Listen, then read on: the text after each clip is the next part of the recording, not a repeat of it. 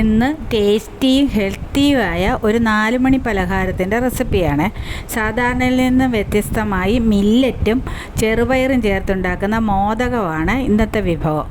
Ingredients ഇതിലുണ്ട്, കൂടാതെ description ബോക്സിലും കൊടുത്തിട്ടുണ്ട്. മില്ലറ്റിൻ്റെ ഗുണങ്ങൾ ഒരുപാടാണ്.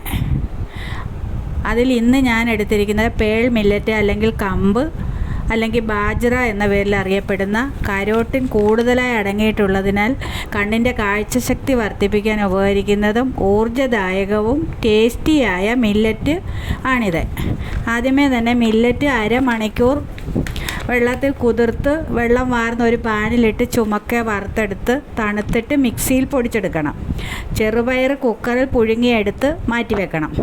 ഒരു പാത്രത്തിൽ ഗോതമ്പ് പൊടി അല്ലെങ്കിൽ അരിപ്പൊടി വെള്ളം കുറേശ്ശെ ചേർത്ത് ലേശം ഉപ്പിട്ട് ബാറ്റർ തയ്യാറാക്കി വെക്കണം.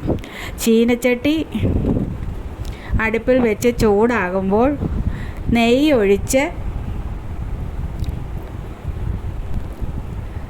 ശർക്കരപ്പൊടി ലേശം വെള്ളം ഒഴിച്ച് ഉരുക്കിയെടുക്കുക. അതിലേക്ക് തേങ്ങ ചിരകിയതിട്ട് നന്നായി ഇളക്കി ചെറുപയർ കൂടി ഇട്ട് വഴറ്റുക. അതിലേക്ക് ചുക്ക്, ഏലക്ക, ജീരകം തുടങ്ങിയ പൊടികൾ ഇടുക. നന്നായി വെള്ളം വറ്റി തുടങ്ങുമ്പോൾ വറുത്ത് പൊടിച്ച മില്ലറ്റ് പൊടി കൂടി ചേർത്ത് നന്നായി യോജിപ്പിക്കുക. ഉരുളകളാക്കാൻ പറ്റുന്ന പരുവത്തിൽ ഇറക്കി വെച്ച് തണുത്തതിന് ശേഷം ഉരുളകളാക്കി വെക്കുക.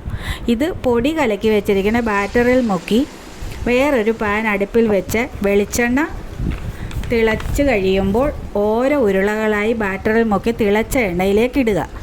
ഒരു വശം മൂത്ത് വരുമ്പോൾ തിരിച്ചിട്ട് മറുവശവും മൂക്കുമ്പോൾ എണ്ണയിൽ നിന്നും കോരിയെടുക്കുക.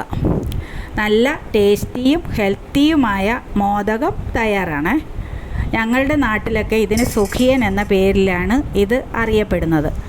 ഇത് മില്ലറ്റും ചെറുപയറും നല്ല ഓർഗാനിക് ശർക്കരയും ചേർന്നതായതുകൊണ്ട് കുഞ്ഞുങ്ങൾക്കും കൊടുക്കാനായിട്ട് നല്ല സൂപ്പർ ടേസ്റ്റുള്ള ഒരു റെസിപ്പിയാണ്. പെട്ടെന്ന് നമുക്ക് ഉണ്ടാക്കാൻ പറ്റുന്നതാണ്. ഇതിനുള്ള ഇൻഗ്രീഡിയൻസ് എല്ലാം നേരത്തെ ഒന്ന് തയ്യാറാക്കി വെച്ചിരുന്നാൽ നമുക്ക് പെട്ടെന്ന് 4 മണിക്ക് കുഞ്ഞുങ്ങളൊക്കെ സ്കൂൾ വിട്ട് വരുന്ന സമയത്ത് അവർക്ക് കൊടുക്കാനായിട്ട് നമുക്ക് പെട്ടെന്ന് ഉണ്ടാക്കിയെടുക്കാൻ പറ്റുന്ന ഒരു വിഭവമാണ്. എല്ലാവരും ഇഷ്ടപ്പെട്ടെങ്കിൽ ഉണ്ടാക്കി നോക്കണം.